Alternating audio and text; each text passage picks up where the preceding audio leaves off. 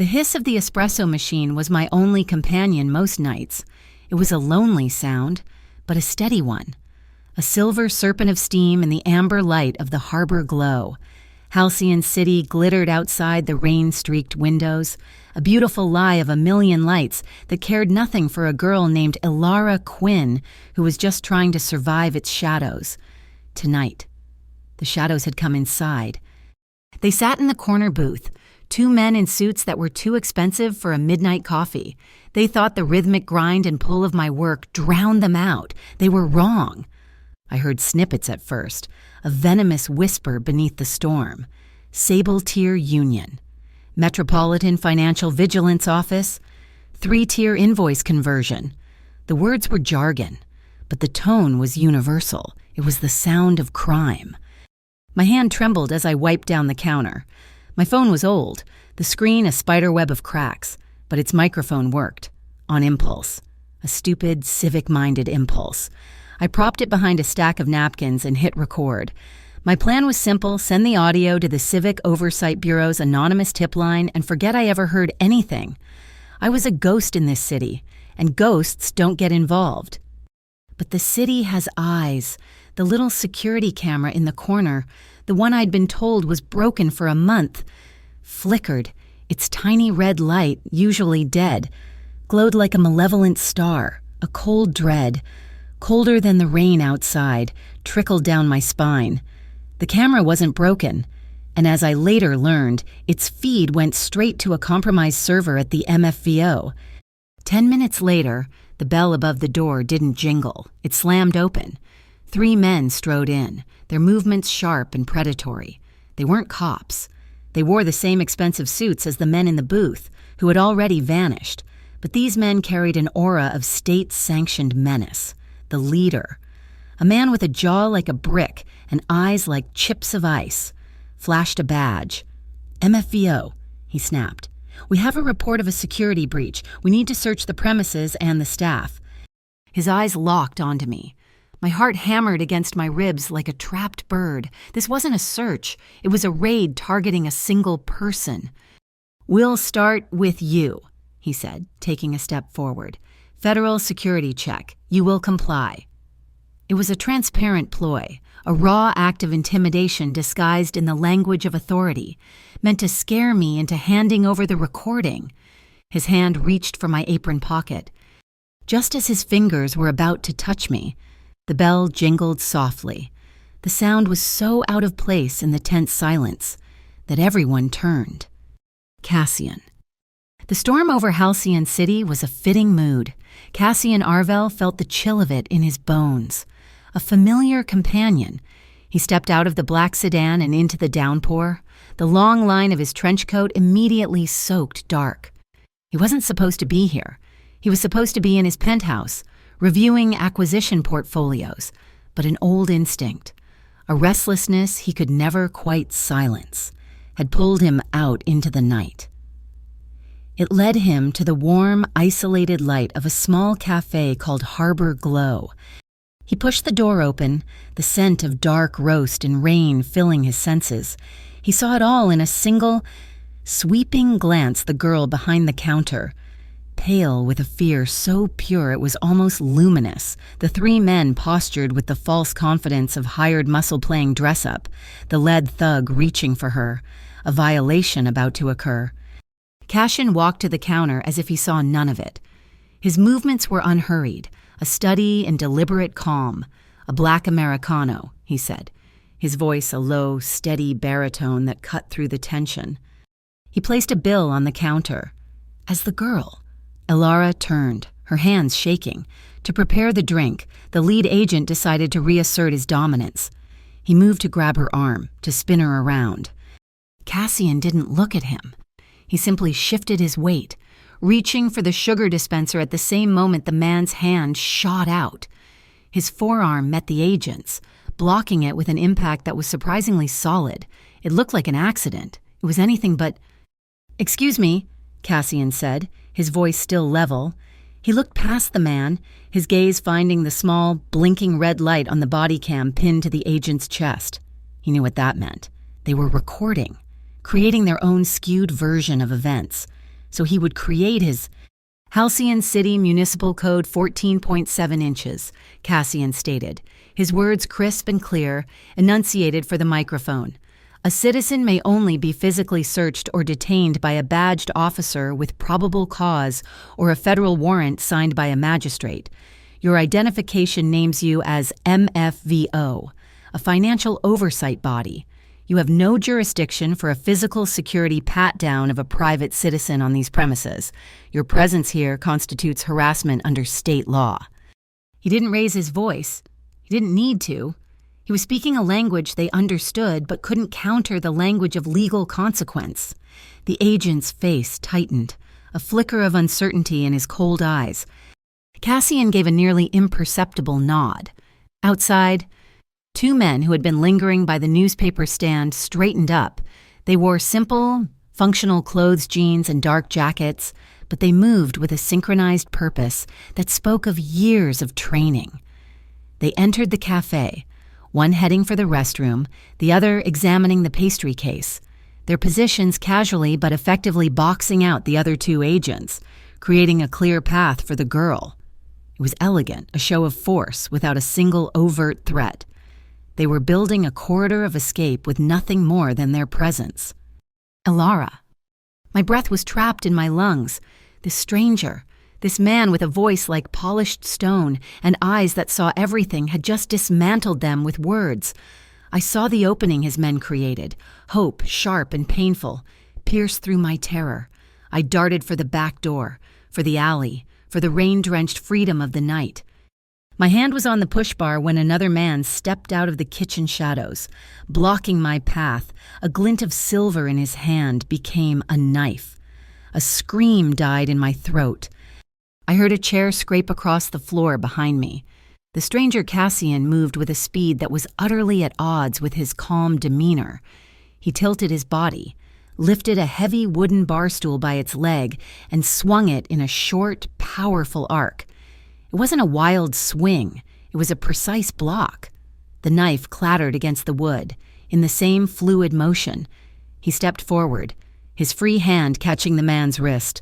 There was a sharp twist, a sickening crack of bone, and a choked gasp of pain. The man crumpled, clutching his arm. The entire sequence was as swift and brutally efficient as a surgeon's cut. A distant siren wailed, growing closer, a patrol car. Real this time. The leader's eyes blazed with fury. He pointed a finger at me, a silent promise of retribution. The evidence will find its way back to its owner, he snarled, before he and his remaining men melted back into the storm.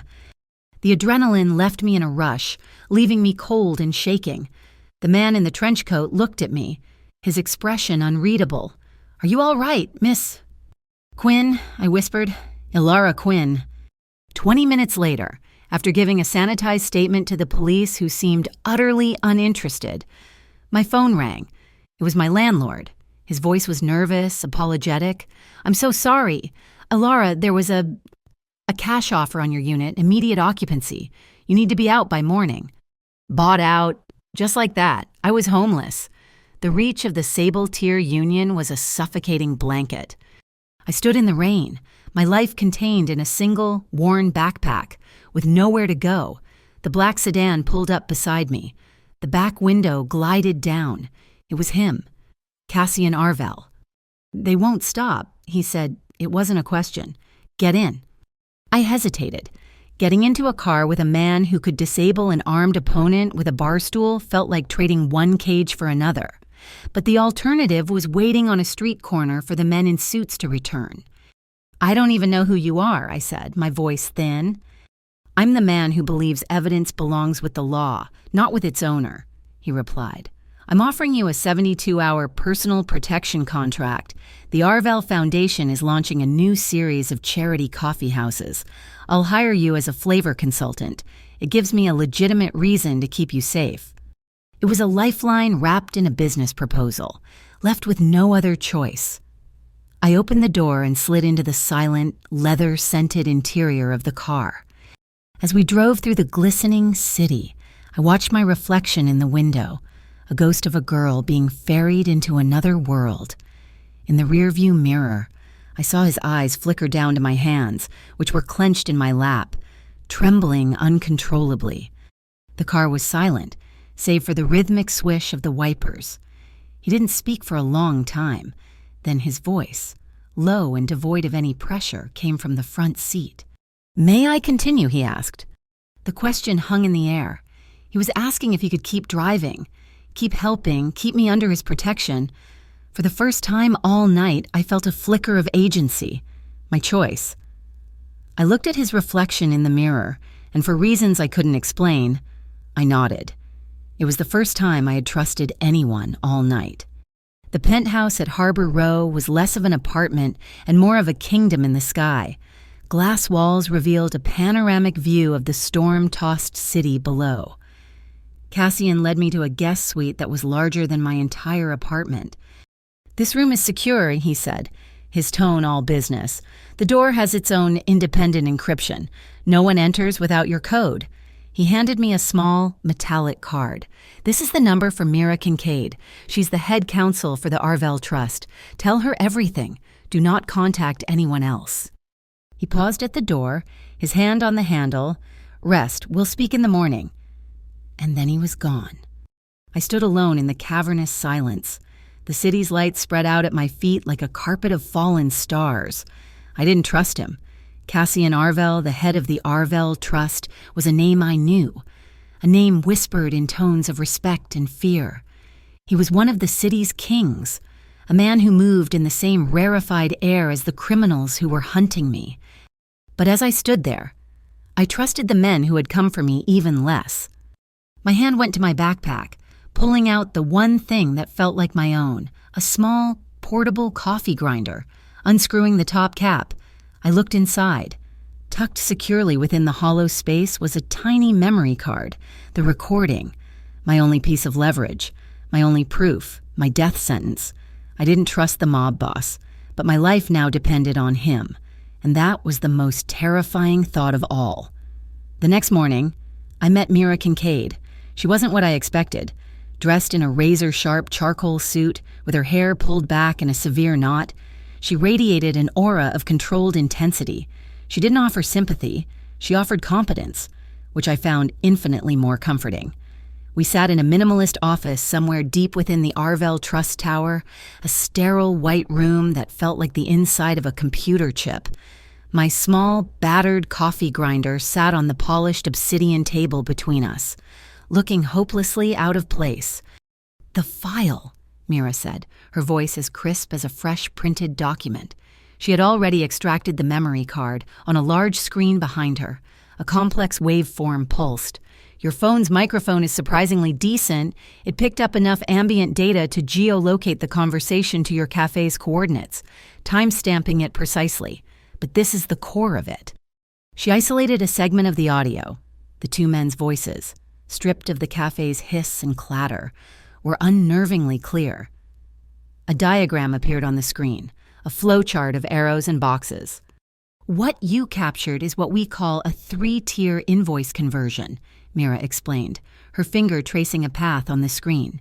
"Sable tier generates inflated invoices for consulting services to a shell company. That company then pays a second, seemingly unrelated vendor for logistical support it never provides. That second vendor makes a tax-deductible, charitable donation to a foundation. In this case, the North Crest Benevolent Fund. From there, the money is clean. It's a classic, elegant, and highly illegal structure. And you, Miss Quinn, recorded them naming all 3 tiers." She looked at me, a flicker of something that might have been respect in her eyes. "You didn't just hear a crime, you captured the blueprint." Cassian. Later, in his own office overlooking the city, Cassian explained his motives to Mira. The Arvell Trust was in a delicate phase of evolution. For 2 generations, it had straddled the line between legitimate enterprise and the shadowy world of its origins. Cassian was steering the ship into the light, aggressively divesting from gray market holdings and pouring capital into clean, sustainable infrastructure projects. "The City Works Authority is soliciting bids for the new waterfront revitalization," he said, looking at the schematics on his desk. "We are the front runner. Our bid is clean, transparent, and benefits the city. He tapped a financial projection. Sable Tier is underbidding us by 30%. It's an impossible figure unless their material and labor costs are subsidized by laundered capital. They aren't just breaking the law, they are weaponizing it to poison the legitimate market. They are trying to drag us back into the mud. His interest wasn't altruistic, it was strategic. Protecting Alara Quinn wasn't just about protecting a witness, it was about protecting his future, the very legacy he was fighting to build. Her recording was the lever he needed to dislodge Sable Tier's parasitic grip on the city's economy. The first counterattack came not from a man with a knife, but from the quiet venom of the press. An article appeared on the Halcyon Ledger's website, a slick piece of character assassination. It painted me. Alara Quinn as a disgruntled employee who had been fired for attempting to steal and sell customer credit card information, the Harbor Glow's owner, the same man who had been paid to evict me, was quoted expressing his disappointment. To make it worse, the MFVO, the real one, issued a statement. It was a masterpiece of damning ambiguity. We are aware of the allegations concerning Miss Quinn and are monitoring the situation, though no formal charges have been filed at this time. They didn't confirm the story, but they didn't deny it either. In the court of public opinion, I was already guilty. I stared at my own face on the screen, a candid photo from some forgotten social media profile, and felt a profound sense of violation. They were erasing me and drawing a monster in my place. "This is their opening move," Cassian said, his voice a low rumble over the phone. He had arranged a meeting. We need to know how deep the rot goes. The meeting was with Reeve Caldera, the head of security for the Civic Oversight Bureau. He was a tall, weary-looking man with the patient eyes of someone who had seen the worst of the city and still chose to fight for it. We met on a windswept pier, the salty air a stark contrast to the sterile offices of the Arvell Trust. "My people at the tip line never received your file," Caldera confirmed, his gaze fixed on the gray water. "And the MFVO's official story is that the agents at your cafe were a rogue unit, already under internal investigation. It's a clean narrative. Too clean." He looked at Cassian. "Off the record, there are places in my own house I can't see into. Dark cabins. Your file, if it had arrived, might have ended up in one of them. Someone is running interference from the inside." It was decided that the original recording was too valuable to remain in one place. Mira arranged a transfer. The plan was to move the physical memory card to a secure, off-site data vault in the Gray Bridge Port District for redundant backups. I was to travel in a separate vehicle in a 3-car convoy. It felt like overkill, but the creeping paranoia was infectious. We were crossing the main bridge when it happened. A construction drone, a heavy-duty octocopter, rose from beneath the bridge like some metallic insect. It wasn't carrying tools. Dangling from its undercarriage was a dark mesh, with a low hum. It swooped over our lead car. The mesh dropped, and as it fell, the streetlights around us flickered and died. The engine of our car coughed and went silent. The radio crackled with static, and then nothing. An EMP. Our driver, a calm professional from Cassian's team, swore under his breath. The cars were dead. We were sitting ducks. But Cassian had planned for this. Route B. The driver spoke into a satellite phone that had been shielded in a Faraday bag. A moment later, the rear door of our armored SUV was wrenched open. One of Cassian's men pulled me out and hustled me toward a nondescript panel van that had pulled up behind us. The van sped away, leaving the crippled convoy behind, and plunged into a labyrinth of side streets. We didn't go to the port. Instead, we pulled into the derelict grandeur of the old Orpheon Theater. Cassian was waiting for us in the dusty lobby. He led me not to a dressing room, but down a flight of stone steps into a vast, cool wine cellar. Racks of dust-covered bottles stretched into the shadows. "This place isn't on any Arvell property manifest," he said quietly. "Only 3 people know it exists." He saw me reach for my phone. "Don't," he said, his voice gentle but firm. He took the device and showed me how to navigate to the settings. Put it in zero-emission mode. No cellular, no Wi-Fi, no Bluetooth. Don't call anyone, not even family." He glanced at me. "Not even your stepfather, Miles Rowan." I froze. I hadn't told him I had a stepfather. The depth of his intelligence network was a cold reminder of who I was dealing with. My relationship with Miles was strained, distant, but the fact that Cassian knew his name was unsettling. Hours later, Mira Kincaid arrived, her face grim. She set up a laptop on a dusty wine barrel. "They're better than I thought," she said, her voice tight with anger. "I ran a deep forensic analysis on the original audio file. They didn't try to delete it, they altered it." She played the recording. It was the same conversation, but now, faintly in the background, was a low-frequency hum, a barely perceptible electronic noise. "It's a digital watermark," Mira explained, "an acoustic artifact generated by a server cooling system.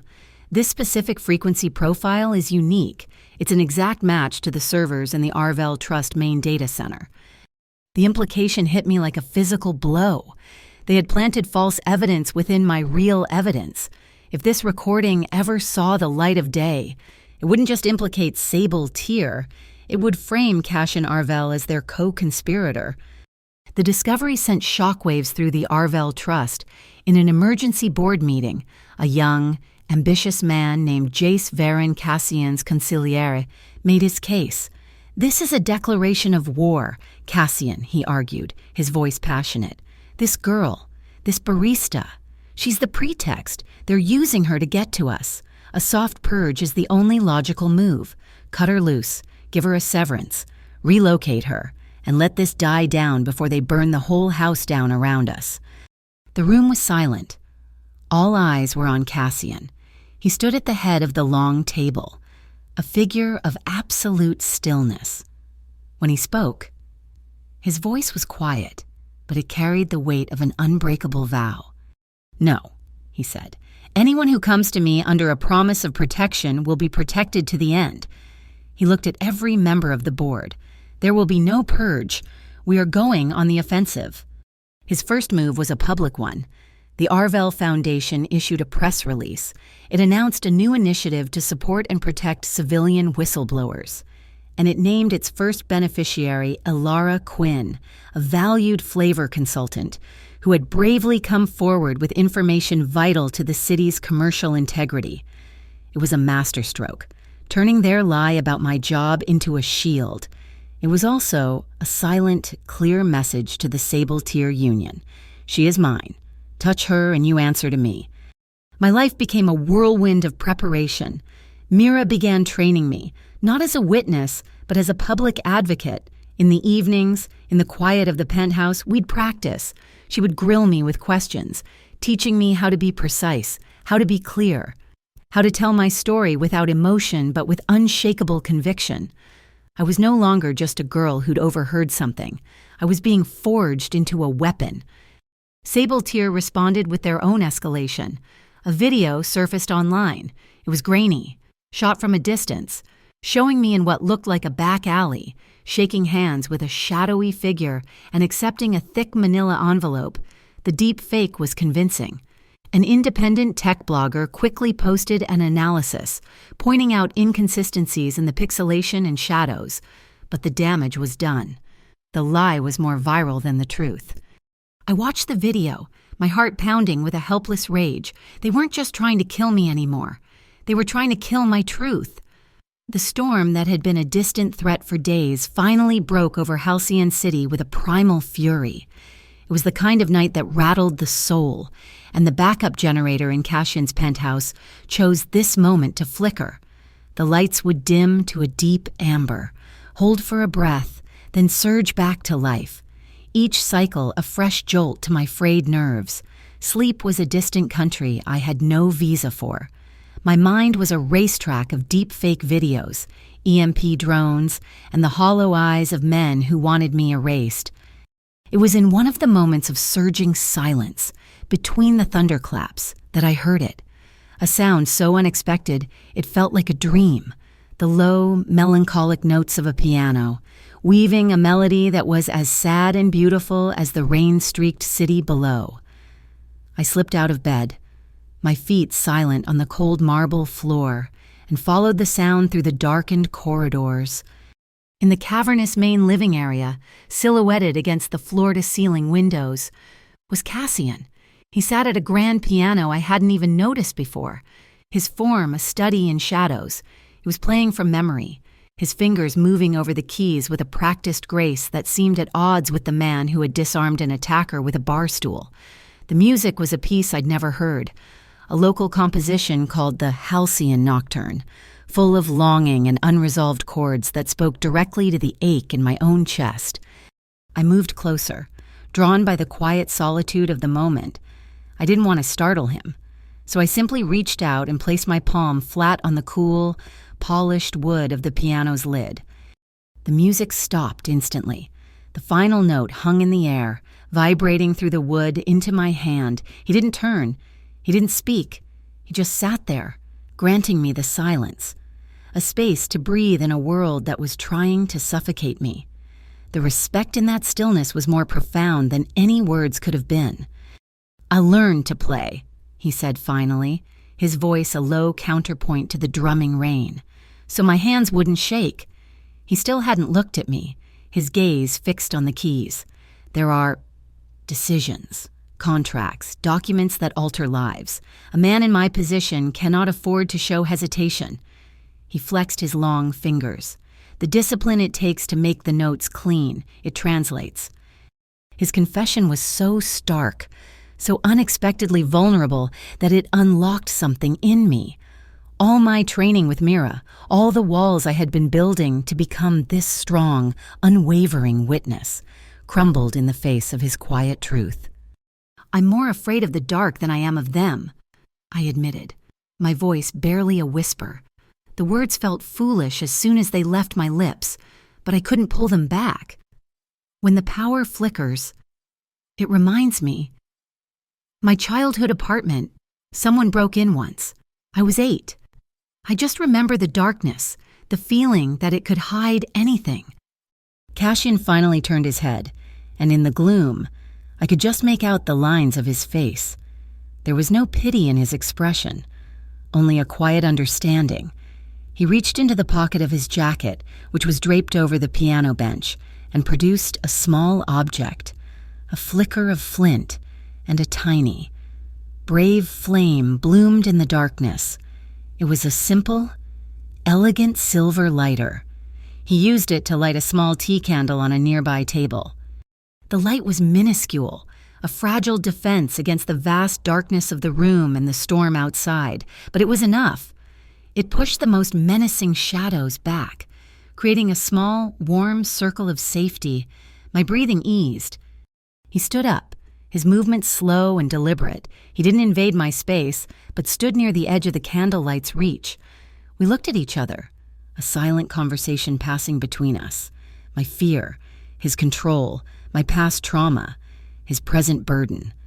His hand lifted, not quickly, but with a slowness that was a question in itself. He stopped, his fingers inches from my arm. It was a gesture of profound respect, giving me every opportunity to retreat. We held each other's gaze, and in his eyes, I saw not a mafia boss or a corporate king, but a man holding back his own storm. He leaned in slightly, his voice a low, intimate whisper that was almost lost in the sound of the rain. "May I continue?" He was asking for permission to close the distance, to touch me, not to take, not to demand, but to offer, to comfort. A tremor went through me, but it was not from fear. I gave a small, almost imperceptible nod. His hand settled on my arm, his touch warm and firm, slowly, carefully. He drew me forward, his other arm came around my back, and he held me. It wasn't a possessive embrace, it was a sanctuary. His arms were a solid wall against the chaos of the world, but he held me loosely enough that I knew I could step away at any moment. My choice, always my choice. I rested my head against his chest, the crisp fabric of his shirt beneath my cheek, and listened to the steady, reassuring rhythm of his heart. It was the calmest sound I had heard in days. We stood like that for a long time, Two strangers bound by danger, finding a fragile peace in the eye of the hurricane. When I tilted my head back to look at him, he was already looking down at me. The kiss, when it came, was as soft as the candlelight. It was little more than a gentle pressure, a breath shared between us. It wasn't a kiss of passion, but of gratitude. A thank you for the light, a thank you for the safety. My breath hitched, and my fingers, which had been clenched at my sides, uncurled and came to rest on his shoulders. I could feel the solid strength there, the tension he held in his own body. I felt the warmth of his skin, the faint, clean scent of rain and soap, and for the first time since that night at the harbor glow, I felt safe, truly safe. The gentle pressure deepened, a question being asked and answered, my heart hammered against my ribs, no longer with fear, but with a new, terrifying and wonderful emotion. As the intensity grew, as the warmth in my chest blossomed into a quiet fire, he did something that stunned me. He pulled back, just enough to break the kiss, his forehead resting against mine. His breathing was unsteady, matching my own. He asked the question again, his voice thick with an emotion I couldn't name. It was the same words, but they held an entirely new universe of meaning. It was the ultimate show of respect, a final check-in before crossing a threshold from which there would be no return. I answered not with a nod, but by closing the small distance between us myself. It was a mutual, conscious decision. What followed was a slow, tender exploration, a conversation spoken in a language of touch and breath. It was a dance of discovery set to the music of the storm raging outside and the frantic, synchronized rhythm of our own hearts. The scene was painted in the details around us, the way the candlelight made the streaks of rain on the window panes glitter like falling diamonds. The faint, resonant hum that still seemed to emanate from the piano strings, the soft shadows that danced on the walls. It was an act of profound connection, a quiet, desperate seeking of solace and affirmation, where two guarded souls agreed, for a few precious hours, to lower their defenses. There was no aggression, no violation of boundaries, only a shared vulnerability that was more intimate than any physical act. Afterward, we lay on the thick rug before the unlit fireplace, covered by a cashmere throw. The storm had softened to a steady drumming, the candle flickering its last dance. We spoke in whispers, sharing secrets not of corporate espionage or criminal enterprises, but of ordinary dreams. A bookstore, I confessed into the quiet, with a coffee bar, big comfy chairs and the smell of old paper and fresh espresso. Maple trees, he countered, his voice a low rumble beside my ear. On a rooftop terrace, a whole row of them. I've always liked the way their leaves turn to fire in the fall. A silence settled between us, comfortable and deep. I'm not afraid of them, he said, so quietly I almost thought I'd imagined it. Not Slate, not his union, not the men in the shadows. What I'm afraid of is this. I felt his fingers gently brush my hair. The feeling of wanting to keep something, because to keep something means you can also lose it. His admission was a mirror to my own fears, the fear of trusting this fragile safety, this man who was both my protector and my greatest danger. A small smile touched my lips. Then we keep it by growing together, I whispered back. He shifted, his arm tightening around me, pulling me closer. We watched the candle burn down until it sputtered out, leaving us in the soft, gray light of the pre-dawn city. As I drifted off to sleep, curled against his side, I realized that the trust blooming in my heart wasn't just a fragile hope. It was a new sliver of light, small but defiant, pushing back the darkness. The Arvell Foundation's East Coast Gala was a symphony of contradictions, held in the grand ballroom of the Halcyon Museum of Art. It was an ocean of glittering diamonds and tailored suits, all gathered under the pretense of raising funds for the city's homeless youth. I stood behind a sleek, temporary bar, my own borrowed black dress feeling like a costume. My official title for the evening was Flavor Curator, a fiction so elegant it was almost believable. In reality, I was the bait in a very sophisticated trap. The centerpiece of my bar was the smoke lace espresso. To the guests, it was a novelty, a deep, rich espresso infused with a hint of lapsang souchong, giving it a subtle, smoky finish. To Cassian's technical team, it was a delivery system. The smoke aroma was synthesized, bonded with inert nanoparticles, a scent code. The plan, as Mira had explained it to me with chilling precision, was that our target had recently handled a briefcase containing a large sum of illicit cash. The bills had been dusted with a reactant. If the target consumed the espresso, the nanoparticles in the aroma would bind to the reactant on their hands. As they left the gala, they would pass through discrete sensors embedded in the doorways. The sensors wouldn't sound an alarm. They would simply flag the individual and activate a microscopic GPS tag within the particles, leading us to wherever they went next, presumably, to a meeting to deliver financial documents. It was a heist in reverse. I watched the city's elite circulate, their laughter echoing off the marble floors. Outside, Reeve Caldera's Cobb team was a ghost presence, monitoring exits. Inside, Mira and her legal team were on standby in a suite upstairs, ready to authorize a citizen's arrest warrant the moment they had a confirmed location. My role was simple: smile, serve coffee, and watch. He arrived an hour into the event. Tomas Vale, a young, flashy tech investor who had made a fortune overnight and was known to have business dealings with Sable-tier shell corporations. He was arrogant, preening, moving through the crowd with the unearned confidence of new money. He made a beeline for my bar. "I hear you're the main attraction tonight," he said, his smile not reaching his eyes. "Give me the smoke lace. Is it—" "Of course," I replied, my own smile feeling painted on. My hands were steady as I pulled the shot, the muscle memory from 1,000 nights at the Harbor Glow taking over. I passed him the small, elegant cup. He drank it in one go, placing the cup back on the counter with a loud clack. "Interesting," he said. And then he was gone, swallowed back into the crowd. I watched him go, a knot of ice in my stomach. The trap was set.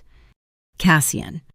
From a balcony overlooking the main floor, Cassian watched Tomas Vale walk away from the bar. Jace Varon materialized at his side, his expression tight. "He took it," Jace murmured. "The moment we have the location, my men can handle Vale. A quiet conversation. We get the ledgers, and he disappears for a long vacation. It's the traditional way, clean." Cassian didn't take his eyes off the crowd. There is no clean in the traditional way. Jace, only buried messes that fester. We are building something new. Every piece of it, from the first brick to the last, has to be clean. No quiet conversations, no vacations, just the law. Jace's jaw tightened. That law is slow, and it doesn't always favor us. "Then we make it favor us," Cassian said, his voice hard as steel. "We bring a case so airtight, with evidence so unimpeachable, that the law has no other choice. Vale is not the target. He's a signpost. We follow him by the book." He finally looked at his consigliere, his gaze unwavering. "This is not negotiable." The gala wound down. Guests began to depart, their cheerful goodbyes a jarring soundtrack to my own anxiety.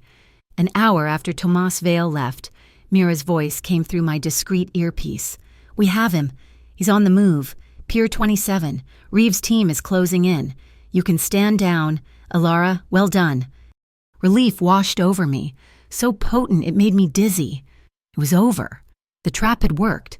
Just as I began to pack up the bar, my personal phone, which I'd kept separate from the comms device, buzzed. It was a text from Mira. "Need you on the technical floor. Service elevator 3. Urgent issue with the evidence feed." My blood ran cold. I didn't hesitate. I slipped out a side door and headed for the service corridors, my heels clicking frantically on the concrete floor. I found service elevator 3, its heavy steel doors slightly ajar. I stepped inside the cavernous freight car and pressed the button for the 4th-floor technical bay. The doors rumbled shut, and the elevator began its ascent with a groan of stressed metal. Then, something went wrong. There was a loud bang from above, a shower of sparks through the grate in the ceiling, and the floor dropped out from under me. It wasn't a smooth descent. It was a sickening, weightless plunge. The brakes had been cut. A scream tore from my throat as the concrete walls became a gray blur. This was it. This was how it ended. Not with a knife in an alley, but in a metal box plummeting to the basement. The emergency brake screeched, a sound of tortured metal, and the elevator jolted to a violent, shuddering halt between floors. Then, just as suddenly, the doors were being pried open from the outside. Cassian stood there, his face a mask of cold fury. He reached in, his hands grabbing my arms, and hauled me out of the broken elevator and onto the solid floor of the corridor just moments before the emergency brake gave way completely and the car crashed into the basement with a deafening roar. I collapsed against him, shaking uncontrollably, the smell of ozone and his cologne filling my senses. His arms were around me, a solid, grounding presence in a world that had just tried to swallow me whole. Later, in the security office, we watched the footage, a figure, their face obscured by a baseball cap and the low-quality camera. Tampering with the elevator's control panel, they moved with a purpose, a familiarity with the building's layout, a trusted insider. Cassian stood motionless, his eyes fixed on the screen. I saw a flicker of something in his expression, a dawning, terrible recognition that he quickly buried, the silhouette, the way the person moved. It was familiar, but he said nothing. He locked the suspicion away, deep inside. Tears of frustration and fear streamed down my face. I was so stupid. I choked out. I should have known. Mira would have used the comms, not my phone. He turned from the screen and placed his hands on my shoulders, forcing me to look at him. His voice was quiet, but it was absolute. The fault is theirs. Elara, not yours. They used your trust against you. That is their crime, not your weakness. The scent code from Tomas Vale's foolish mistake worked perfectly.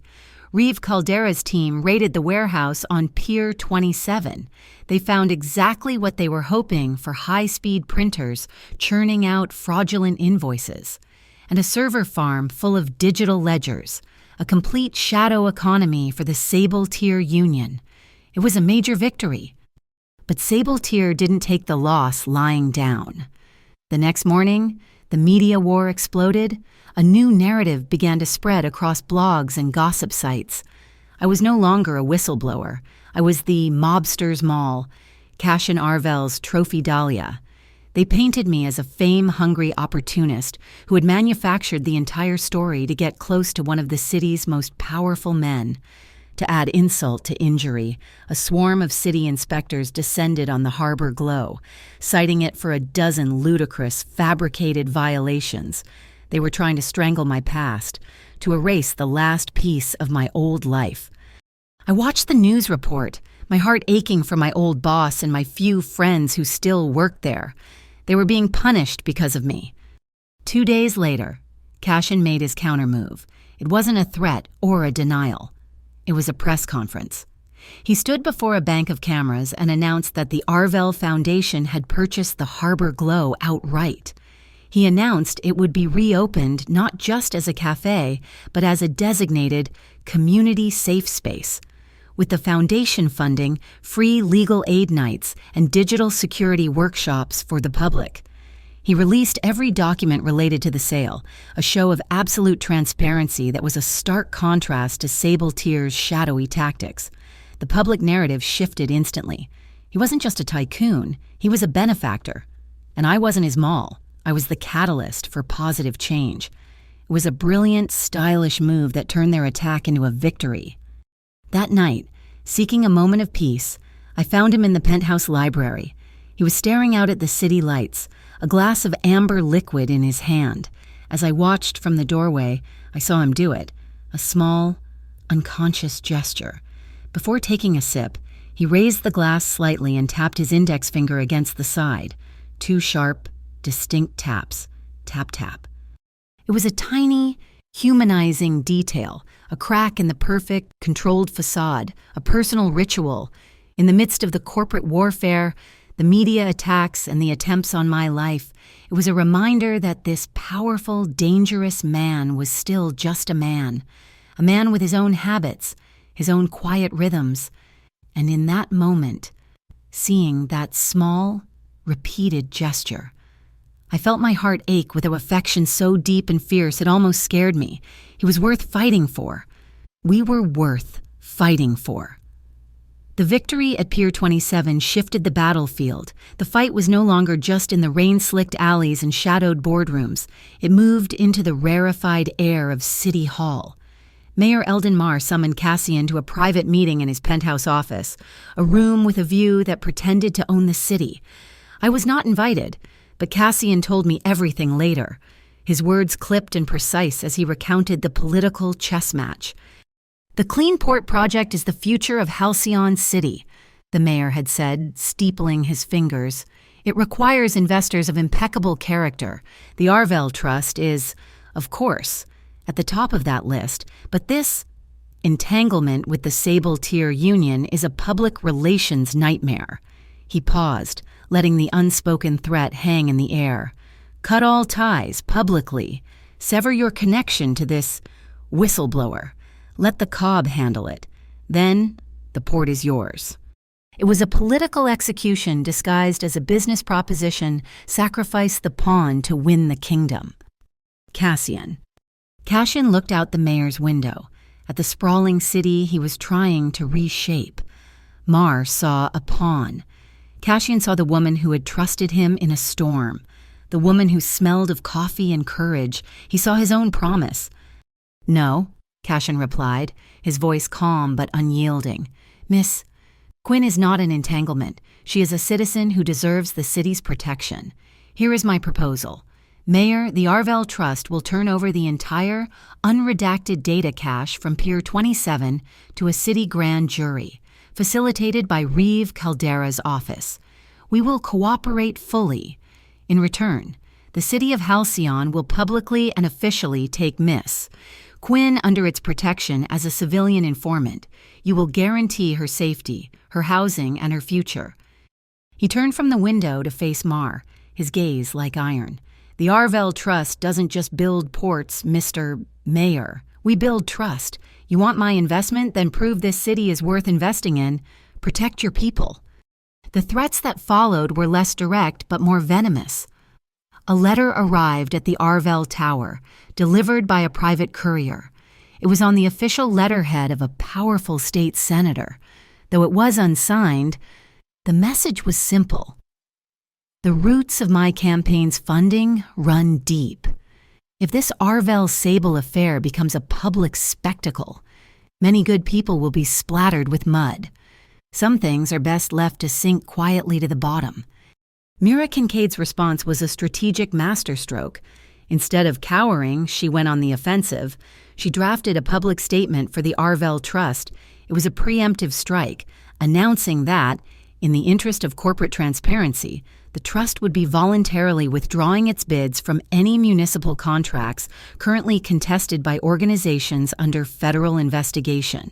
Furthermore, the trust would be initiating a full, independent, and public audit of its own holdings to ensure absolute compliance. They scheduled a press conference. Cassian asked me to be there, not to speak, but to stand with the board as a symbol of the trust's commitment. But as I stood backstage, listening to the din of the reporters, a quiet fire began to burn in my chest. I wasn't a symbol. I wasn't a pawn. I was a person. When Mira finished her prepared remarks and opened the floor to questions, I stepped forward. Cassian's eyes widened slightly. A silent question. I gave him a small, determined nod. Mira, ever the professional, simply adjusted the microphone for me. My heart hammered against my ribs. The flash of the cameras was a blinding wall of light. I didn't talk about money laundering or shell corporations. I talked about the harbor glow. "My name is Alara Quinn," I said, my voice shaking slightly at first, but then steadying. "Before all of this, I was a barista, and every night my main job wasn't just to make coffee. It was to make sure that the students, the nurses on late shifts, the lonely old men who came in from the cold, felt safe. Every worker in this city, whether they pour coffee or pour concrete, has the right to go to their job without overhearing things that could get them killed. This isn't about corporate battles. It's about having a city where we can all feel safe in our workplaces. I stepped back. The room was silent for a beat, and then the questions erupted, a chaotic roar. My short, simple statement, so different from the legalese that had preceded it, had hit a nerve. Within an hour, the clip of the barista's plea was trending online. I had found my voice, and in doing so, had become a public face I never wanted to be. That night, the quiet tension in the penthouse was thick enough to taste. "It was too much, Alara," Cassian said, his back to me as he stared out at the city. "You made yourself a bigger target. You painted a bullseye on your own chest." "I made myself a person," I countered, my voice rising with an indignation that surprised me. "I'm tired of being a file, Cassian a piece of evidence to be protected and hidden. They want to paint me as a criminal or a fool. I had to show them I'm neither." "My priority is your preservation," he said, turning to face me. The intensity in his eyes was almost overwhelming. "That is the promise I made. Going public so fast, so emotionally, it compromises my ability to keep that promise. It's a risk I'm not willing to take." "And my priority is not losing myself in all of this," I shot back. "Don't you see hiding as its own kind of death? I can't live like that." We were at an impasse. Two people who had found solace in each other now stood on opposite sides of a chasm, created by their own convictions. The air crackled with unspoken feelings, his fear for me, my desperate need for agency. "A cooling-off period," he said finally, his voice strained. 24 hours. We both think this through."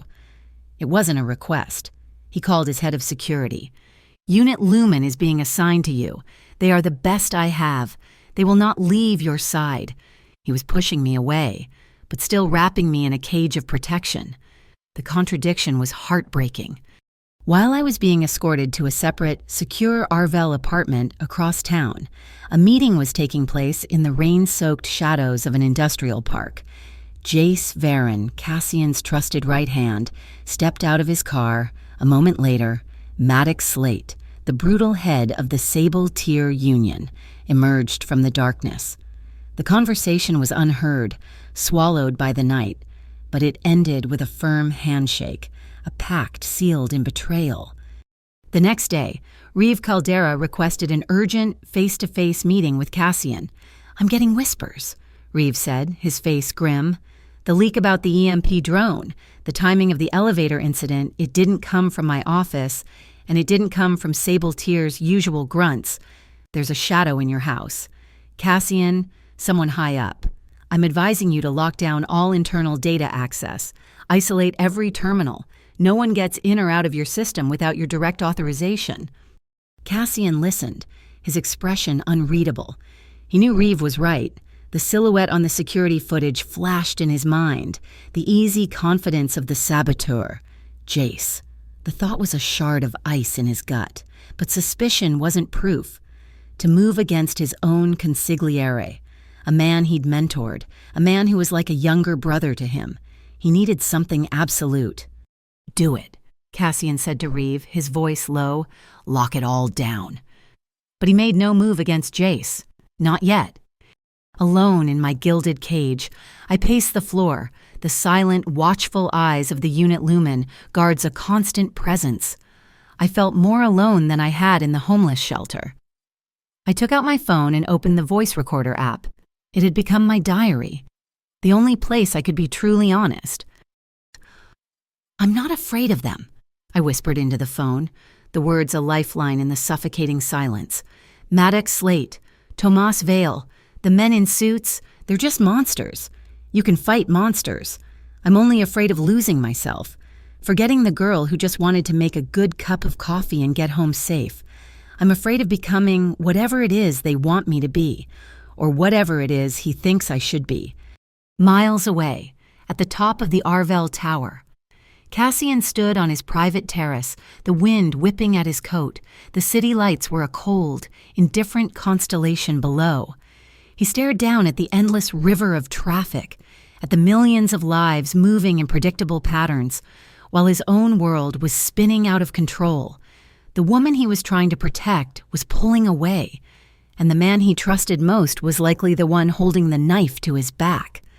"Don't let me be wrong about you," he murmured into the wind, the words stolen by the night. It wasn't clear, even to him, who he was talking to.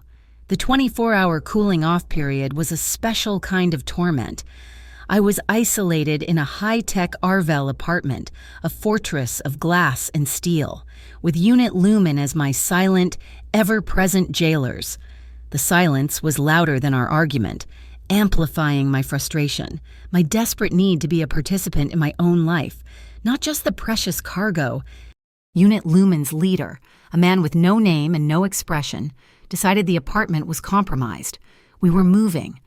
The protocol was depressingly familiar, a 3-car convoy, the same setup that had been decimated by the EMP. As we approached the Stonebridge intersection, I felt a familiar knot of dread tighten in my stomach. It happened in an instant. A heavy-duty dump truck, which had been idling patiently at the light, suddenly roared, its engine a predator's scream. It jumped the curb, its massive steel grille aimed directly at our lead car. The impact was a deafening shriek of metal, a percussive blast that I felt in my chest. My driver, a product of Cassian's relentless training, was a prodigy. He spun the wheel, our vehicle skidding on the rain-slicked pavement. Avoiding a direct hit by inches, the convoy was broken. Contact, hostile. Heavy vehicle, the comms in my car exploded. Before the truck could reverse for a second pass, the leader of my detail deployed their countermeasure. Canisters mounted on our vehicle hissed, and a thick, impenetrable white smoke flooded the entire intersection. It was like the world had been erased. Go switch to Module B, my guard yelled. Yanking my door open, he pushed me low, his body shielding mine as we ran through the suffocating fog. The backup vehicle, a nondescript utility van, materialized out of the smoke. We piled in. The doors slammed and the van shot forward, its tires finding grip as we left the chaos of the ambush behind. We were weaving through the industrial canyon of the Halcyon Port District when I heard the high-pitched whine. A sleek, black UAV, a high-end surveillance drone, dropped from the sky and matched our speed, hovering just outside my window. A speaker on it crackled. "Alara, that van is compromised. Lumen is compromised. I'm 2 blocks over in a blue sedan. I'm ordering you. Get out of the van now. Move." The voice was Cassian's. It was perfect. The urgency, the deep timbre, the clipped authority. My hand instinctively went to the door handle. The Lumen guard beside me hesitated, his rifle shifting as he looked from me to the drone. But I froze. Something was wrong. It wasn't just that the command was reckless. It was the way he spoke. Since that night in the library, since I had noticed his quiet ritual with the glass, it had become a small, private joke between us, a way to verify a secure line. A quiet tap-tap on the comms, a spoken 2-beat pause, a tiny signal that meant it's really me. This voice, this perfect, terrible copy, didn't have it. It was urgent, demanding. It was the voice of a boss. Cassian, with me, asked. He never ordered. "Why, it's not him!" I screamed at the driver. "It's a fake. It's a deep fake drive." The driver didn't question me. He slammed the accelerator, and the van surged into the labyrinthine container yard. The drone followed, zipping between the towering stacks of red and blue containers. A second, smaller drone, built for speed, appeared from behind a crane. It darted ahead of us, hovering directly in our path, its camera lens a glassy, malevolent eye. The driver stomped on the brakes, the van skidding to a halt. The small drone was right outside my window, its rotors whipping up the dirty rain, its lens trying to get a clear lock on my face. My go bag was at my feet, the absurd flavor consultant kit that Cassian had used as our cover story. It was still packed. "What are you doing?" the guard yelled as I cranked the manual window handle. My fingers tore at the vacuum-sealed packaging. I pulled out a 1-pound bag of finely ground, single-origin espresso beans with a desperate, furious cry. I ripped the bag open and threw the entire cloud of dark, aromatic powder straight at the drone. The fine grounds hit the lens and the motor intakes in a dark, beautiful cloud. The clinging dust instantly blinded the camera. The drone's rotors whined, choked on the fine particulate, and it wobbled, smashing directly into the side of a steel container. I watched it fall, my heart hammering. "That's for the harbor glow," I panted. We escaped. The van took me to the one place that was now truly secure, the vast, echoing silence of the Orpheon Theater's wine cellar. Cassian arrived an hour later. I watched from the shadows of the loading dock as he strode past me, his face a mask of cold fury. He didn't come to me. He went straight to the edge of the container yard. He knelt in the grime, his immaculate suit pants forgotten. He traced the tire marks with his fingers. He paced the distance of the skid. He looked up at the container stacks, calculating angles. This was not the CEO of the Arvell Trust. This was the man who had survived the streets, a man who understood the geometry of an ambush. It was a raw, primal instinct that was both terrifying and deeply reassuring. Only when his assessment was complete did he turn and walk to me. His eyes, silver in the gloom, swept over me in a frantic, clinical check for injuries. "Are you hurt?" His voice was rough. "I'm fine." My own voice was shaking, not with fear, but with a cold, crystalline anger. The cooling-off period was over. I stepped forward and grabbed the front of his shirt. "Don't you dare lie to me, Cassian. Don't protect me from the truth. That attack was flawless. They knew the Lumen protocol. They knew the backup route. They had your voice. Who in your house sold me out?" His gaze held mine. The easy, comforting lie was right there. "We don't know. It could be anyone." He didn't take it. "I have a suspicion," he said, his voice flat and dead. "But suspicion is not proof." He gently covered my clenched fist with his own hand. "When I have the proof, you will be the first to know. I promise." The proof arrived 3 hours later. Mira Kincaid found us in the cellar, her face pale but her eyes blazing. I broke the tertiary encryption on the main ledger from Pier 27. I found a hidden contract, codename Graybow. She projected the file from her laptop onto the damp stone wall. It was a partnership agreement, a transfer of offshore assets to fund a hostile takeover of Arvell contested properties. The signatories were Clear Maddox Slate, on behalf of the Sable Tier Union, and a small, private equity firm, Varon Holdings. "Jace," Cassian said. The name was a single, exhaled breath. It was the sound of a foundation cracking. The betrayal was absolute, the silhouette on the elevator footage now having a face and a name. Reeve Caldera arrived minutes later, his expression grim.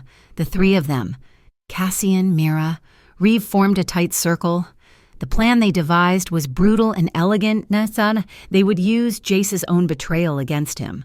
Mira would accidentally leak a file to Jace's terminal, a file detailing a contingency fund, a massive, off-the-books cash reserve that Cassian was allegedly preparing to move to an offshore account before the public audit began. The cash was supposedly being held at Depot L13, an abandoned Arvell shipping way station. "It's a perfect lure," Mira said. "Jace, believing Cassian is trying to hide assets from the trust, will see it as his one chance to seize the cash for himself and his new partner, Slate." "He'll have to move tonight," Cassian said, his voice devoid of all emotion. "The transfer is logged for 0500.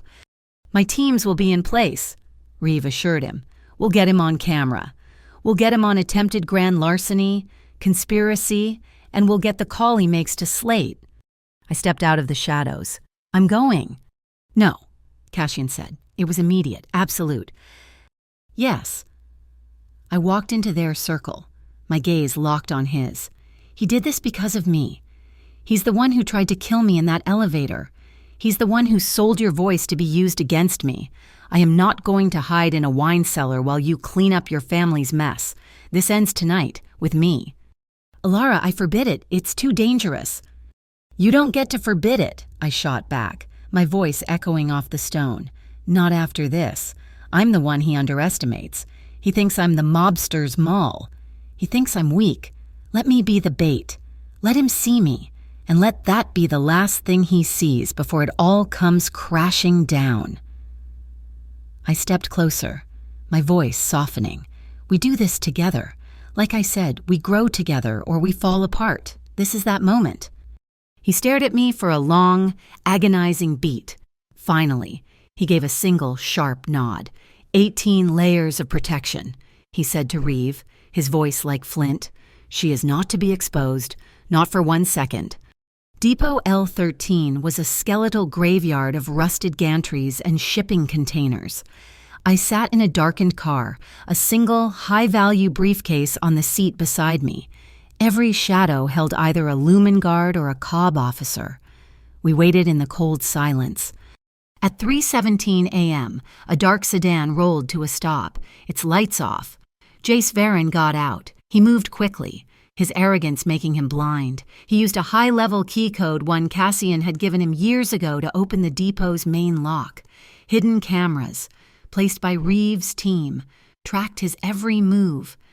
He found the dummy safe, opened it with another stolen code, and pulled out the briefcase. He actually smiled. He pulled out his phone and hit a speed dial. "Maddock," Jace said, his voice triumphant and clear in the night air, picked up by a dozen microphones. "I got it. The whole reserve. He's finished." The high-intensity floodlights snapped on, bathing him in a sudden, brutal, inescapable white. Jace froze, a hand shielding his eyes, the briefcase dropping from his hand. Cassian stepped out of the shadows from the other side of the depot. He wasn't wearing his jacket, his sleeves rolled up to his forearms. "What you got, Jace?" Cassian said, his voice quiet but carrying across the metal yard. "Is air." Jace's face crumpled in confusion, then hardened into rage as he saw the Lumen team emerge from the containers, weapons level. "And what you lost," Cassian continued, taking another slow, deliberate step toward the man who had been his brother, "is family." Jace lunged, not for a weapon, but at Cassian, a desperate, final act of defiance. But the Lumen team was faster. They intercepted him in a blur of black tactical gear, subduing him cleanly and efficiently. As they snapped the cuffs on, Jace's eyes, burning with a traitor's venom, locked on Cassian. Cassian simply held his gaze for a moment, his own expression one of profound, cold disappointment. Then he turned his back on Jace and walked toward my car.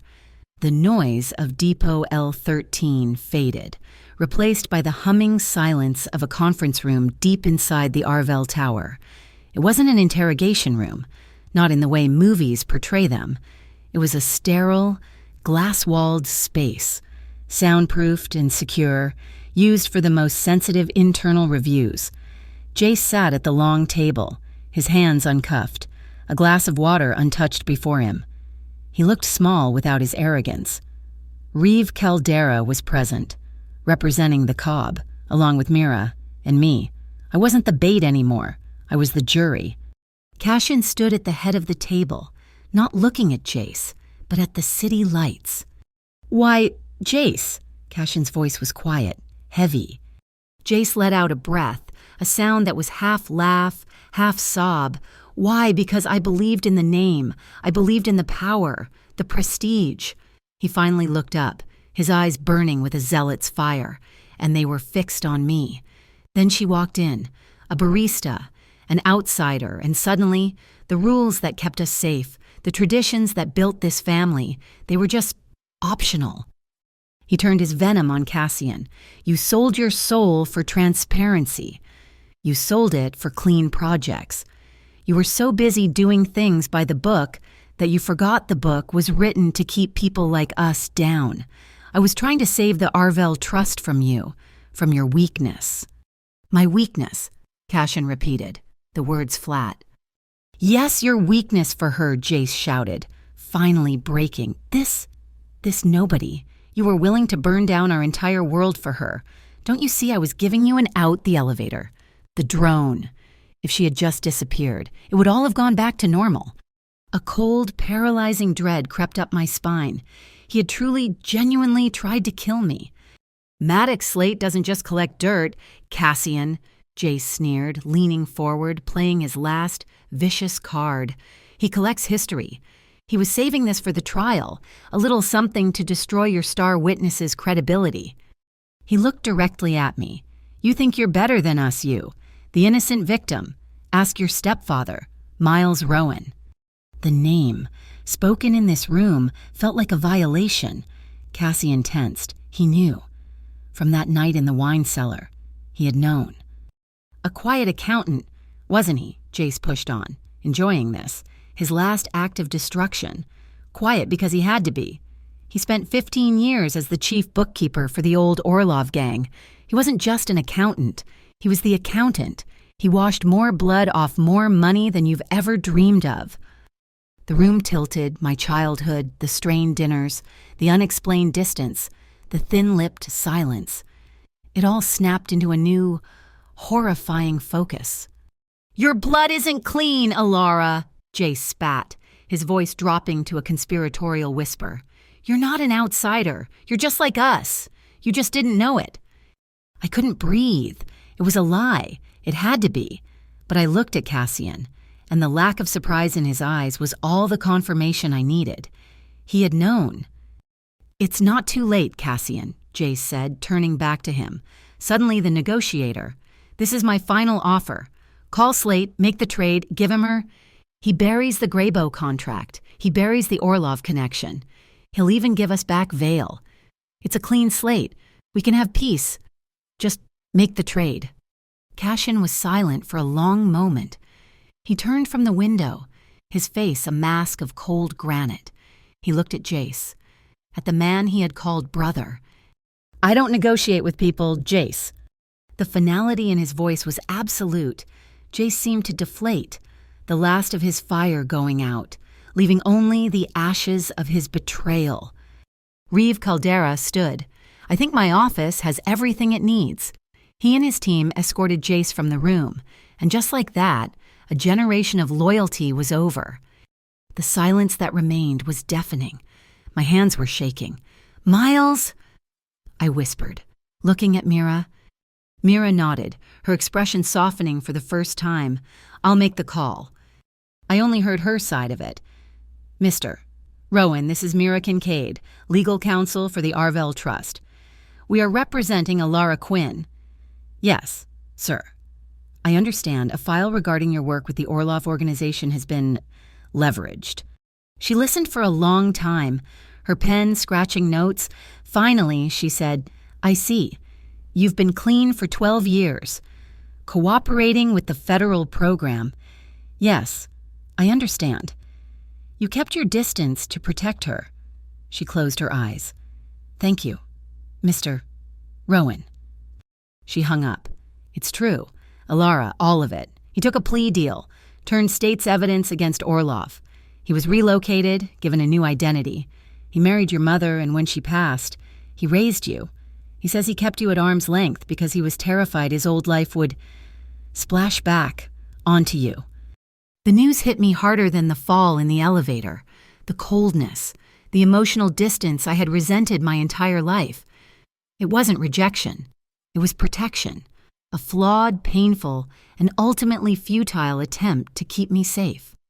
I sank into a chair, the full weight of it crushing me. I wasn't just a barista. I was the foster daughter of a mob accountant. Jace was right. My blood was tainted. I was a weapon, a piece of leverage, a pawn. Just as I'd feared, my entire identity was a lie. He'll destroy me with this, I whispered, the tears finally coming, hot and angry. Slate will use this, and everyone will believe I was part of it from the beginning. I looked at Cassian, my voice cracking. I'm a liability. Jace was right. My past is a weapon aimed right at your clean future. You should make the trade. Cassian didn't move. He didn't speak. He simply left the room. The finality of it was a physical blow. He had left. He had heard the truth, and he had walked away. I buried my face in my hands, a strangled sob escaping. A moment later, I heard him return. I looked up, my eyes blurred with tears. He hadn't brought a comforting drink or a soft blanket. He was holding a single, thin file folder. He placed it on the table in front of me, closed, and sat in the chair opposite. He didn't offer empty platitudes. He didn't say, "It's okay." "Open it," he said, his voice quiet. My trembling fingers fumbled with the cover. It was my file, not the police report, not the deepfake analysis. It was the file Mira had built on me. My employment record from the Harbor Glow Employee of the Month 6 times. Exceeds expectations in customer care and training. A printout of my notes on the smoke lace espresso, full of detailed, passionate observations about aroma and mouthfeel. A transcript of my speech at the press conference.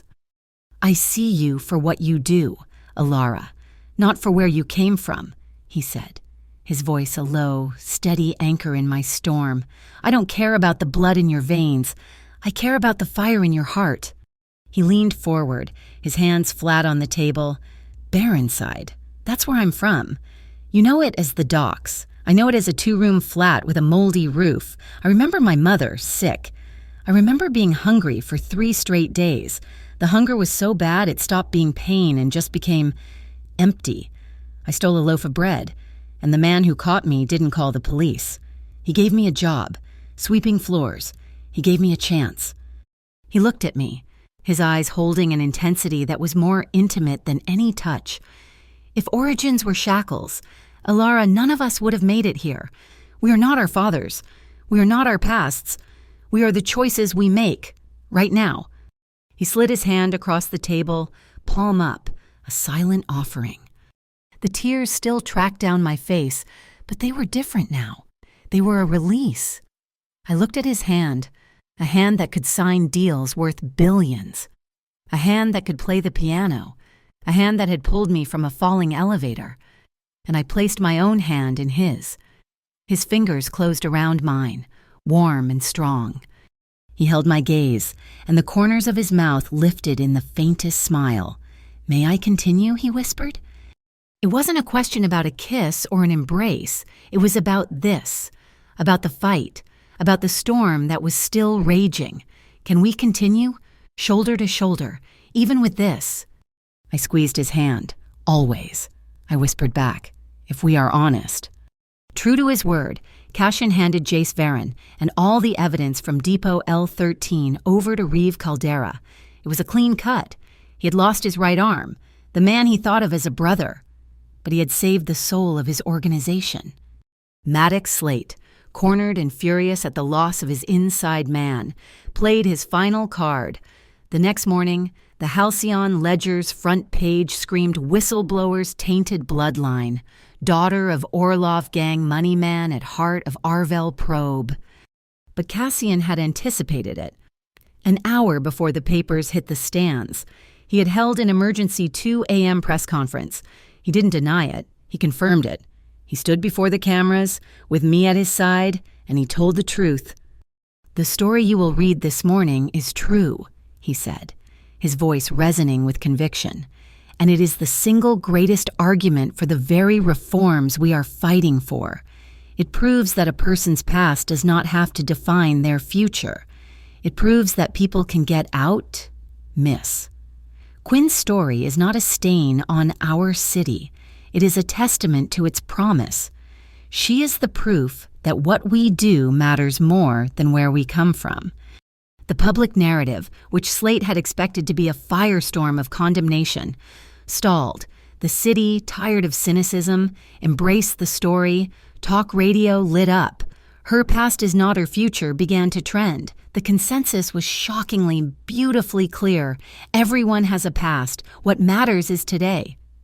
Maddox Slate had played his trump card, and it had dissolved in his hand. The air in the Arvel Trust was different after Jace's arrest.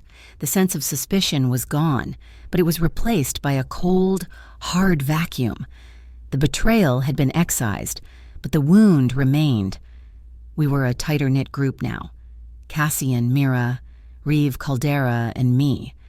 We had moved from a crisis response team to a dedicated task force, united by a single, burning question: was Jace the end, or just the beginning? The answer came from Reeve. He sat across from us in the sterile conference room, the one where Jace's life had unraveled, and slid a tablet across the table. The money trail from the Pier 27 ledgers was a hydra, he said, his voice flat. We cut off the heads Jace knew about, but one main artery remained. We've been tracing the final destination of the North Crest Benevolent Fund. The charity your original recording exposed, the money didn't stop with Sable Tier. It was being rewashed and consolidated. The final beneficiary, the account that ultimately collected all the profit, wasn't Maddox Slate. Mira leaned forward, reading the screen. Aegir Mutual. That's an old-world private equity fund. It's practically defunct. It's not defunct, Cassian said. His voice was quiet, dangerously quiet. He hadn't looked at the tablet. He didn't need to.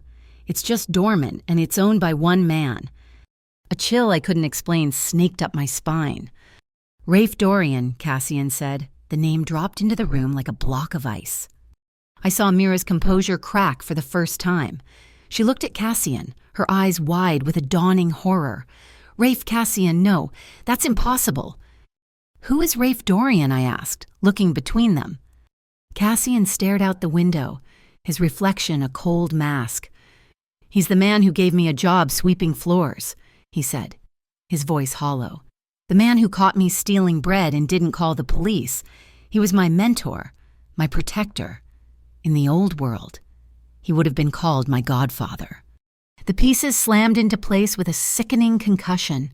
The deep fake of Cassian's voice, the sophisticated EMP drone, the compromised state senator, the intricate, multi-layered conspiracy to frame Cassian with his own servers.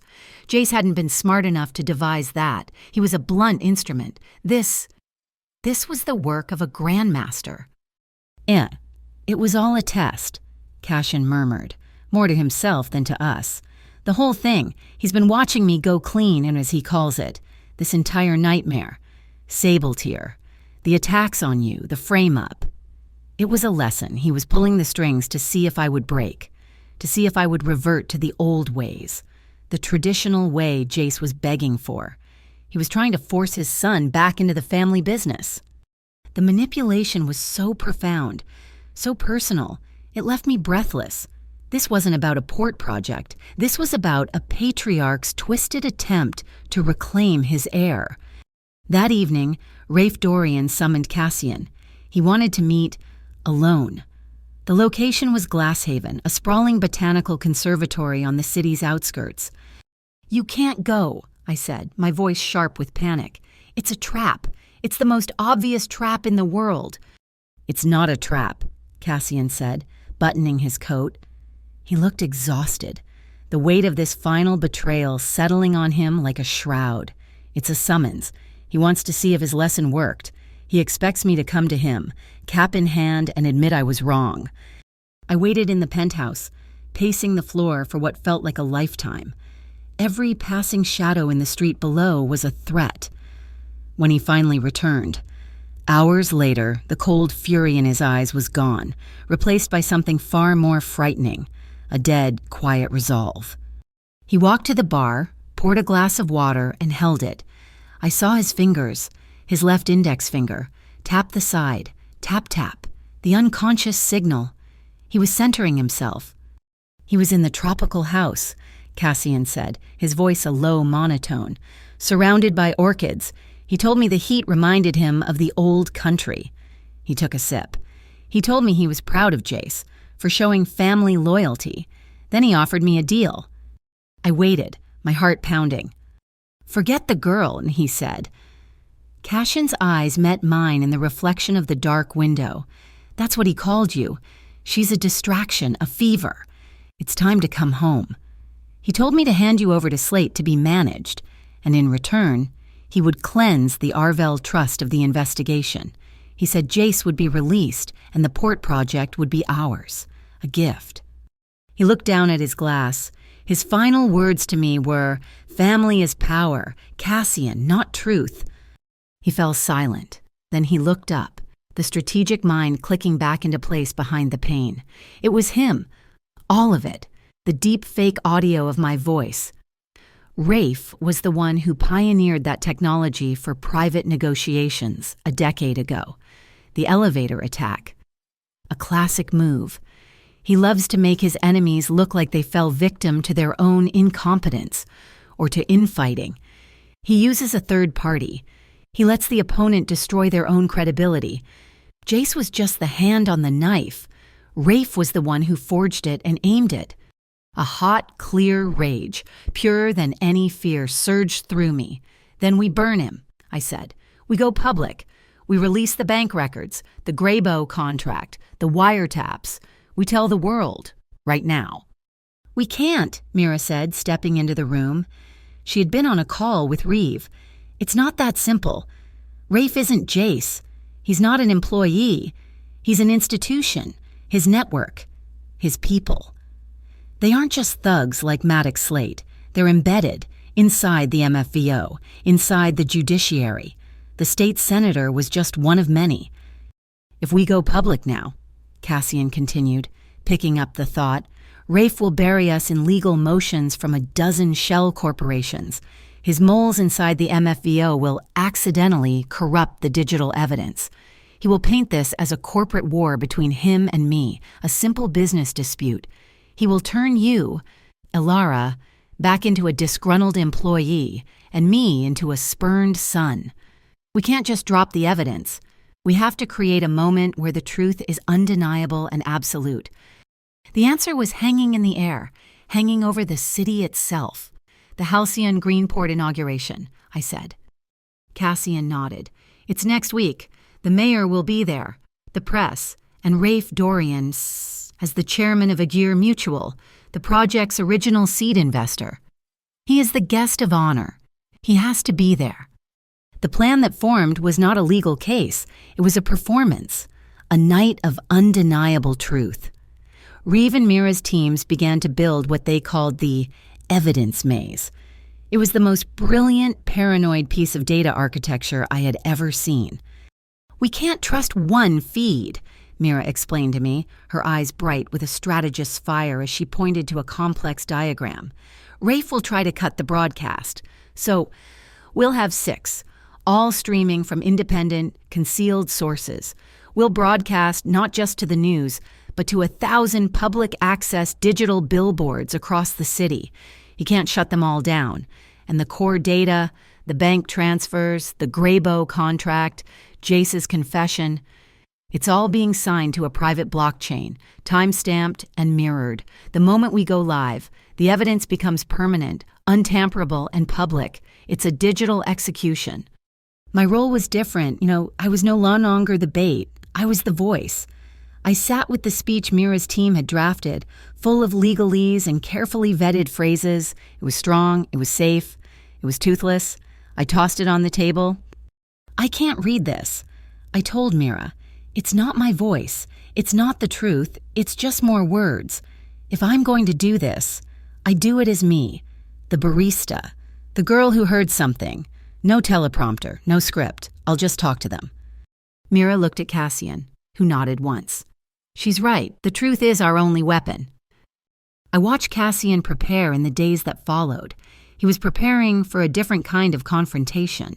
He met with the leader of Unit Lumen and systematically pared back his own security detail for the event.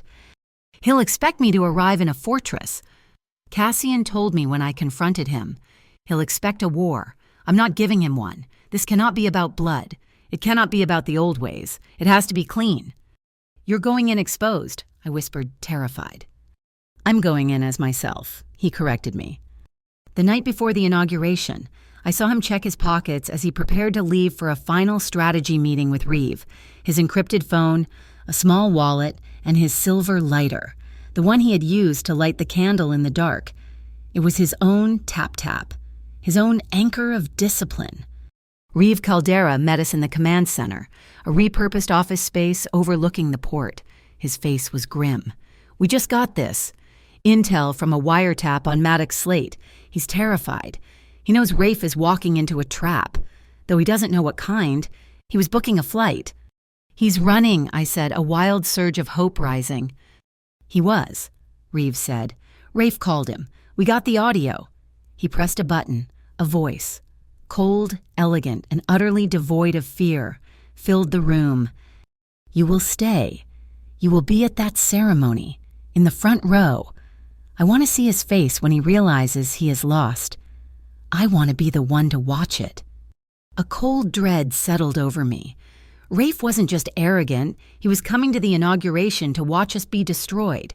He had a countermove planned. He was walking into our trap because he was bringing his own.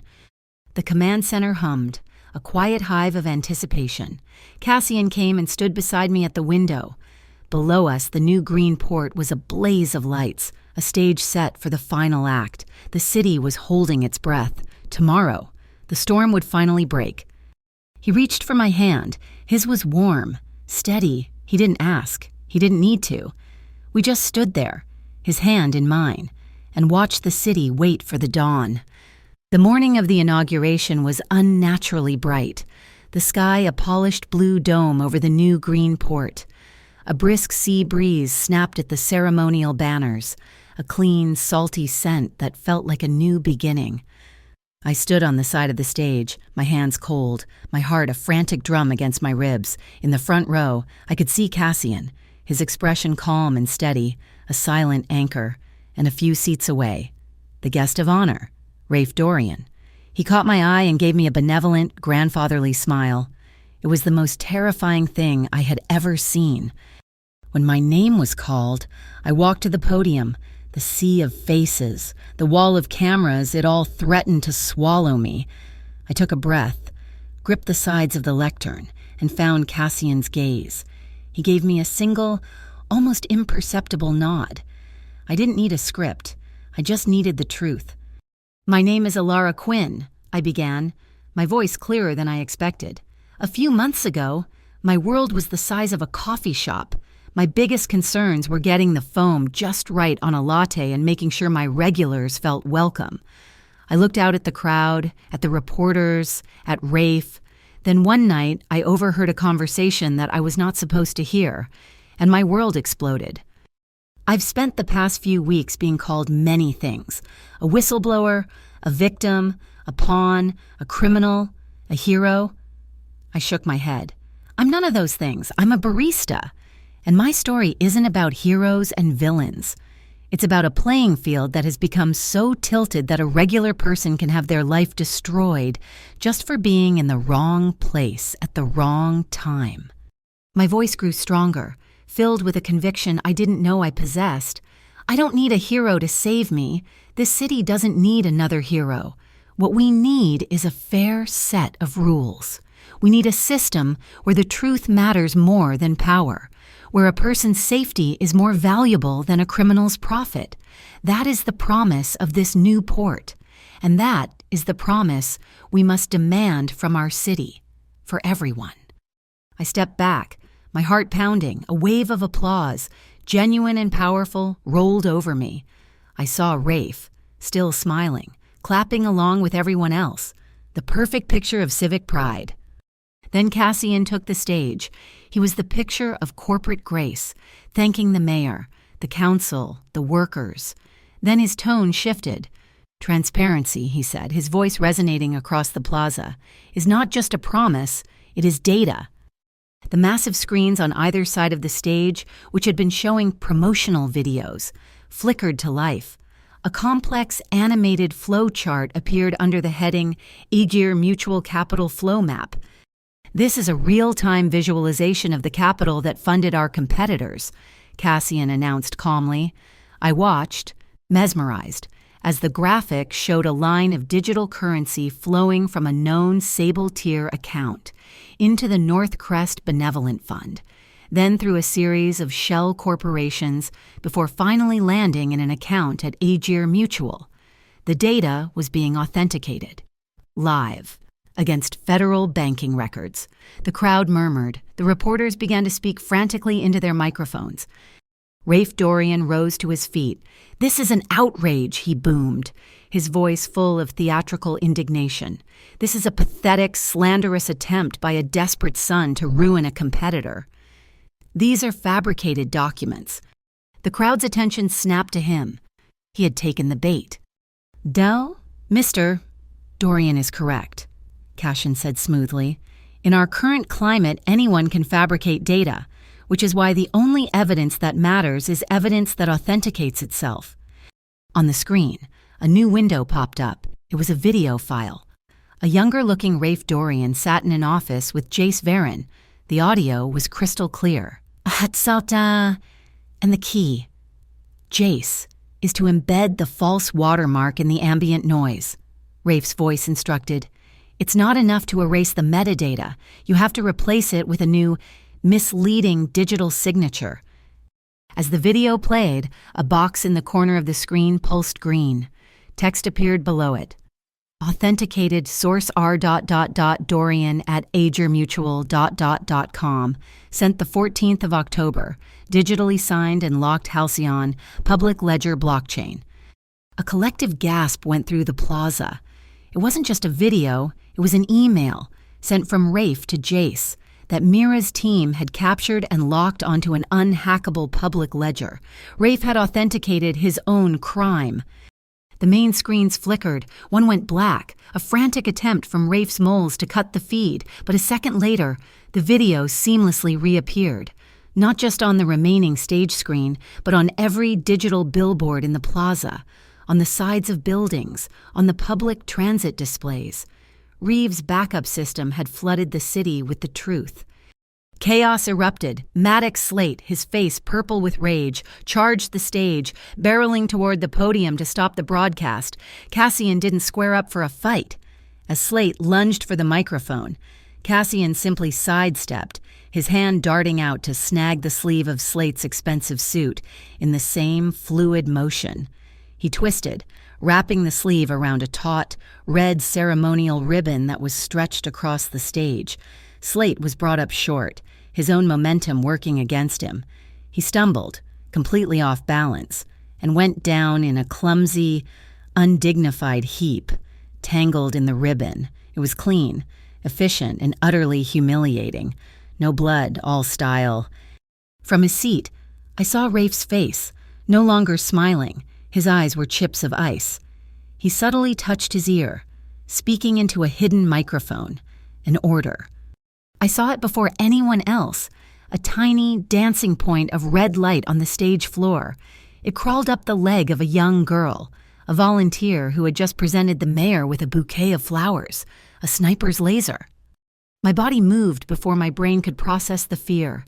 "Get down," I screamed. Lunging forward, I shoved the little girl, pushing her behind the heavy podium.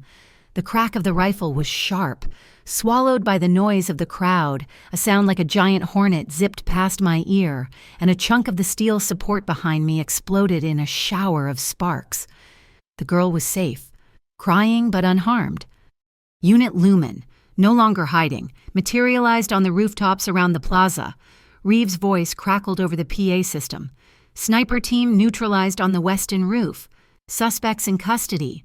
Later, we would learn the rifle was loaded with non-lethal, high-impact rounds, meant to create terror, not casualties.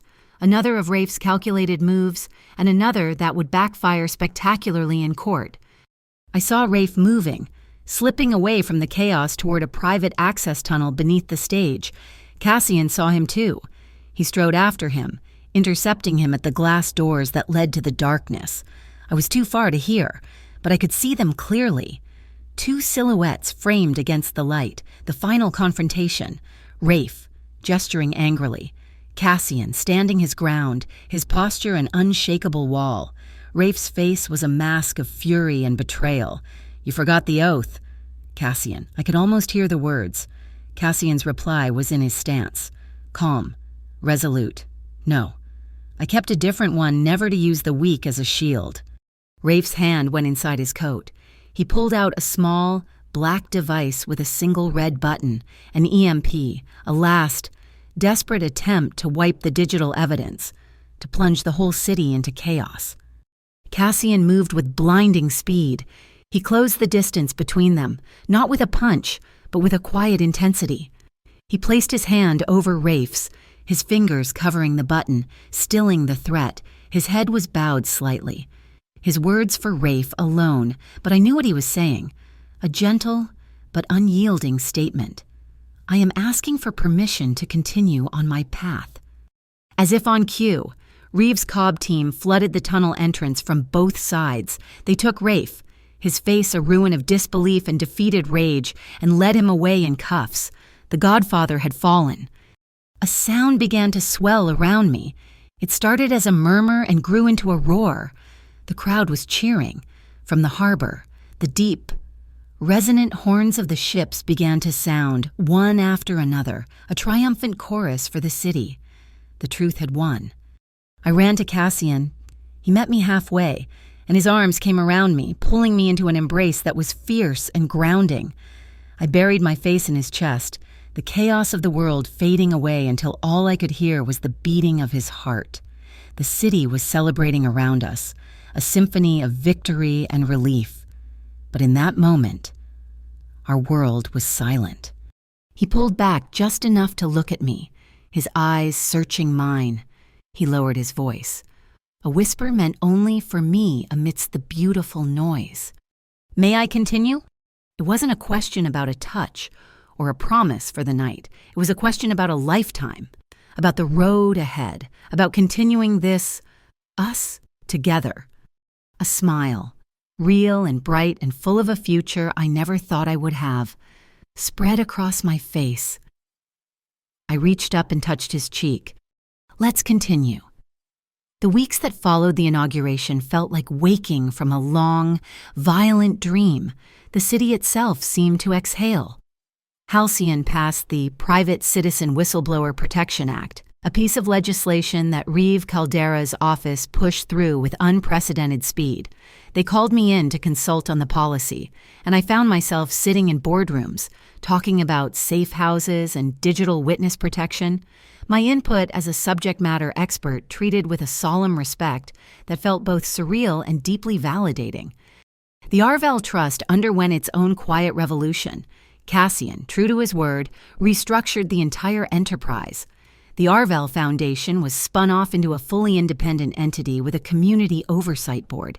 He voluntarily submitted all future infrastructure contracts to COB monitoring.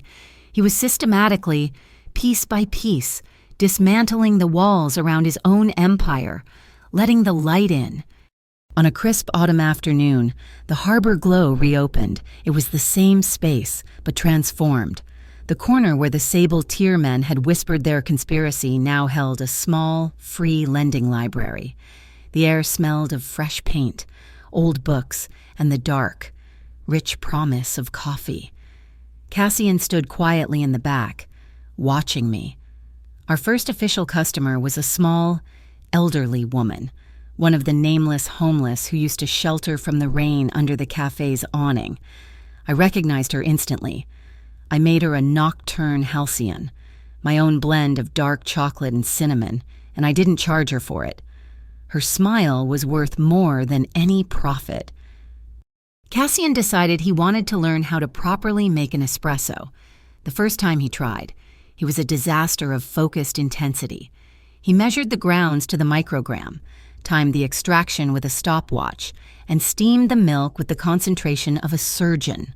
The result was technically perfect and utterly soulless. "You're engineering it," I teased, leaning against the counter. "You have to feel it. It's a dance, not an equation." He looked at the machine, then at me, a rare, small smile touching his lips. "Teach me the dance, then." And so, he learned. He learned to listen to the sound of the grinder, to feel the texture of the steamed milk through the steel pitcher. He learned to let go of absolute control. It was more than learning to make coffee. It was a symbol of him learning, slowly, how to be remade. We found a penthouse loft near the new port, a space with old brick walls and a sprawling rooftop terrace that tasted of the sea. The day the delivery truck arrived with a dozen young maple saplings, I cried. We spent the whole weekend planting them in large wooden containers, our hands covered in soil on each one.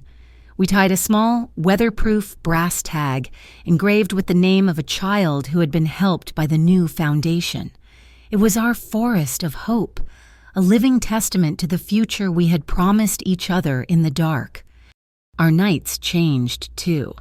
The frantic, desperate heat of that first night in the storm had been forged in fear and uncertainty. What we had now was deeper, calmer. It was the quiet intimacy of hands that found each other in the dark without searching.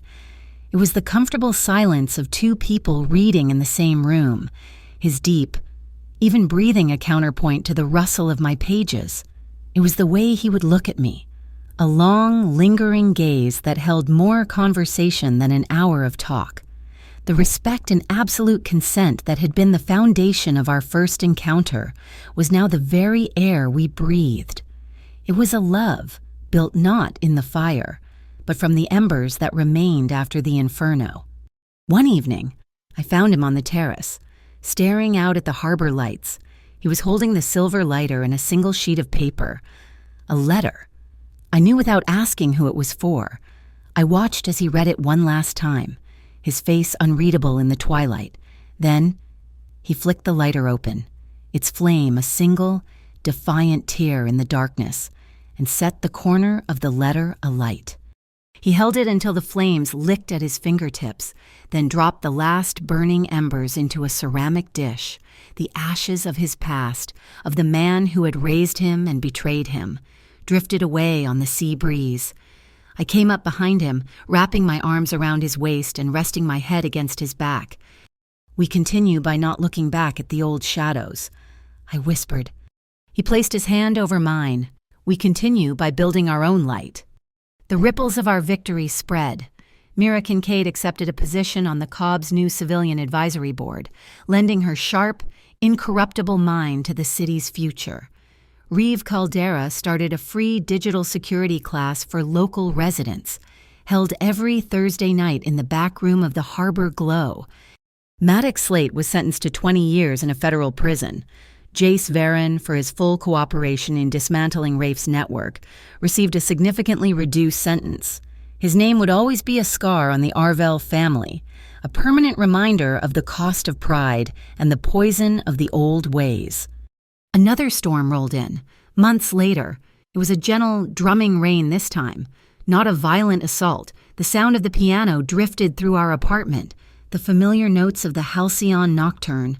But the melody was different now, less melancholic, infused with a quiet sense of peace. He stopped playing mid-phrase and turned on the bench to look at me, curled up on the sofa. "How far have we come?" he asked, his voice soft. I smiled. Far enough to come back to ourselves. Later, the rain stopped, leaving the city washed clean and glittering under the lights. We walked along the waterfront of the new port, the place where it had all ended and all begun. The air was cool and crisp. He stopped under the glow of a string of lights, turning to face me. The sounds of the city, a distant ferry horn, the gentle lap of water against the pier were the soundtrack to our new life. He leaned in, his expression one of profound, quiet love. He whispered the words that had started it all, the question that had become our compass, our anchor, our creed. "May I continue?" I leaned my head against his shoulder, closing my eyes, feeling the solid, unwavering strength of him. I thought of the fear, the chase, the betrayals, the love, the truth, and I gave him the only answer that mattered, a vow spoken in a whisper. Continue to love, to protect, and to choose the truth every day. Thank you so much for listening to our story. I'd love to know where in the world you're tuning in from, so please drop a comment below to share your thoughts and say hello. Don't forget to subscribe to our channel, Mafia Boss Stories, and give this video a like. And if you really enjoyed it, please consider hitting that hype button to help this story reach even more listeners. Your support means the world to us.